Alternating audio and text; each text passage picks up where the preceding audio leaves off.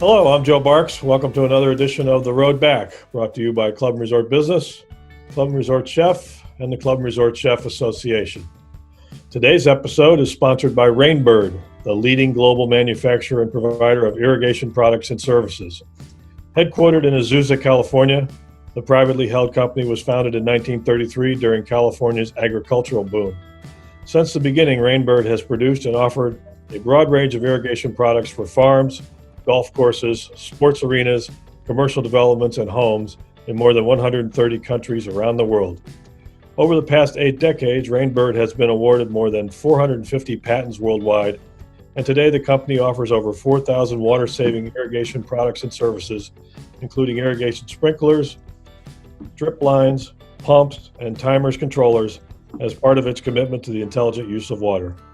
Learn more about Rainbird's products and services, which include extensive education and training services at rainbird.com. For today's fresh insight into how Club and Resort properties are meeting the challenges posed by the coronavirus outbreak and finding new and innovative ways to boost business levels and start their return to full operation, we're going to take a look at the Visionary Project, a program that many clubs in Connecticut and other parts of the Northeast U.S.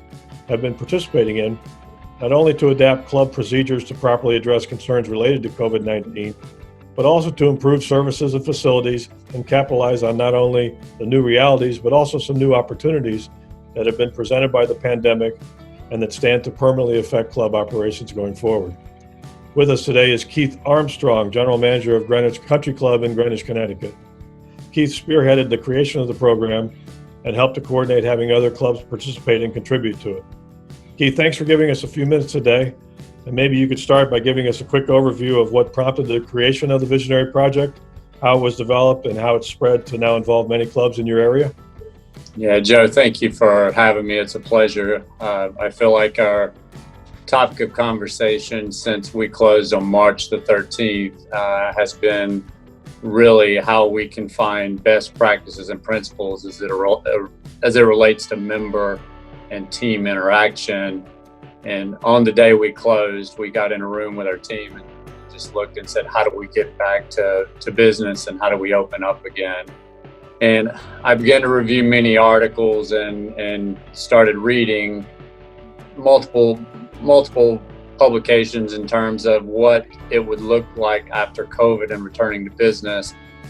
And there wasn't much that gave a real clear-cut way of how we're going to do that, essentially a roadmap to starting back. And so what I did is I decided to reach out to our area clubs in Connecticut and use this as an opportunity to collaborate with other assistant GMs, house managers, supervisors, really trying to give the team members on the front line an opportunity to help mold and design this best practices as it applies to member business. Well, it's a document that has a lot of guidelines. It's really quite comprehensive and covers a lot of areas of club operations. For our viewers, we'll put a link on our website with this video so they can see all that it covers. But can you give us some highlights of what have proved to be really the most valuable parts of it so far? Yeah, I'd say the data in the document's been very helpful as not being the authority on how to reopen, but definitely providing a roadmap on what tools you might be able to use for your club, your business. I'd have to say probably the defining factor of this project was really the collaboration and really getting the brightest and best in the room at the secondary and the third levels of each club and really getting them to collaborate. And I think that is the highlight of this project. And I know those relationships have continued since the Visionary Project. They still speak about the Visionary Project.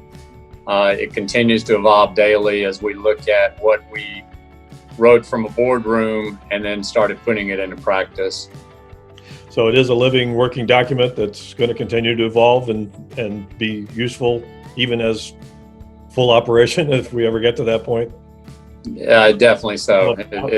It definitely will be a part of the fabric of what we do here at the Greenwich Country Club. And there have been multiple managers that have reached out to me about the project and had questions of how we reopened. And inside of Connecticut, there's been phases to reopening, but we've actually had phases within their phases of reopening. And I think that's the best approach when it applies to safety of team and member.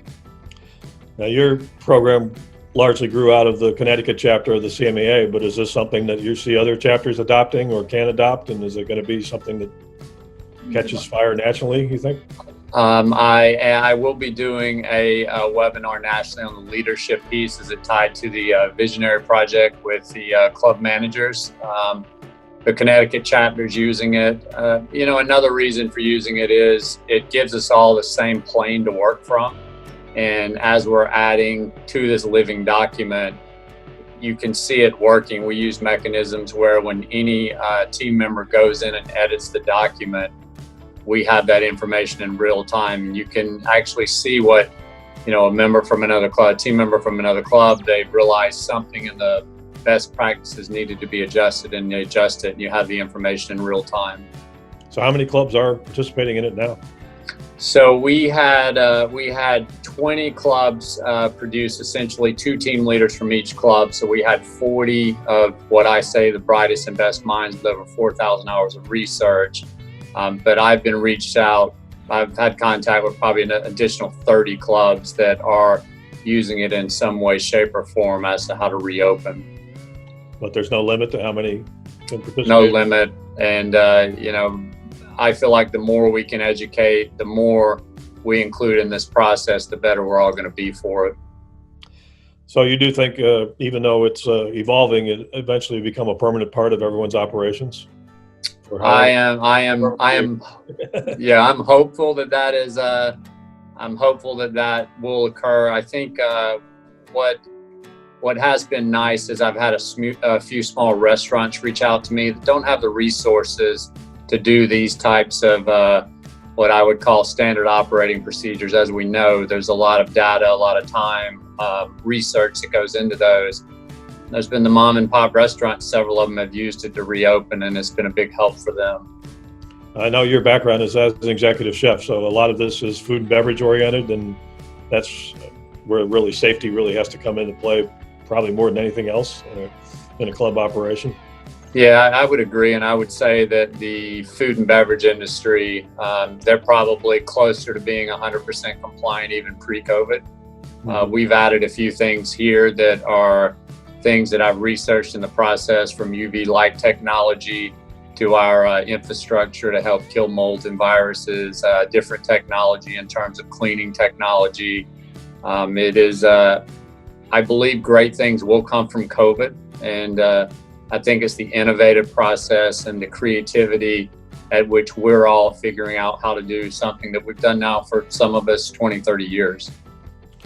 Well, great, Keith. Thanks. We really appreciate you letting us know about this. It's certainly an impressive program, and we'll look forward to watching how it continues to evolve to help clubs not only in your area, but around the country to adapt their operations and serve members and guests safely and effectively, while also providing proper conditions and protection for their staff, which is also an important part of this, right?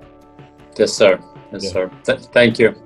Okay, once again, this has been The Road Back, brought to you by Club and Resort Business, Club and Resort Chef, and the Club and Resort Chef Association. And today's episode was sponsored by Rainbird. If you have a great idea or success story you'd like to see featured on a future episode of The Road Back, please contact us at editor@clubandresortbusiness.com.